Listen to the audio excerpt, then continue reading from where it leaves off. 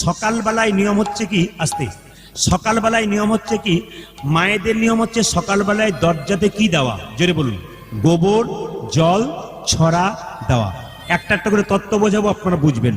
দাদা ভাইরা যারা দোকান করেন, ব্যবসা করেন, তাদের দেখবেন দোকানের দরজাতে লেবু লঙ্কা টাঙান না, জোরে বলুন হ্যাঁ না না, একটু বলবেন আপনারা, লেবু লঙ্কা টাঙান না কেন? লেবু লঙ্কা টাঙান কেন? অনেকে প্রশ্ন করেন কিন্তু উত্তরটা পান না। আজকে আমি উত্তর দিয়ে দেবো, কি কি কাজ করলে সংসার উন্নতি হয়, একটা একটা করে তত্ত্বগুলো শুনবেন। প্রথমে বলে দিই, সকালবেলায় দরজাতে ঘুম থেকে উঠে গোবর জল ছড়া দিতে হয়। শুধু জল ছড়া দেবেন না মা, কি দেবেন? গোবর জল ছড়া। আচ্ছা বলুন তো, সূর্য ওঠার আগে দিতে হয় না সূর্য ওঠার পরে দিতে হয়? জোরে বলবেন। আগে। আচ্ছা, সূর্য ওঠার আগে দিলে কি হয়?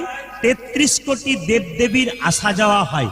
আর সূর্য ওঠার পরে দিলে কি হয় না, যমরাজা খাতা কলম নিয়ে দাঁড়িয়ে থেকে কজন মেম্বার আছে, কাকে ক নম্বরে নিয়ে যাবে, নোট করতে থাকে।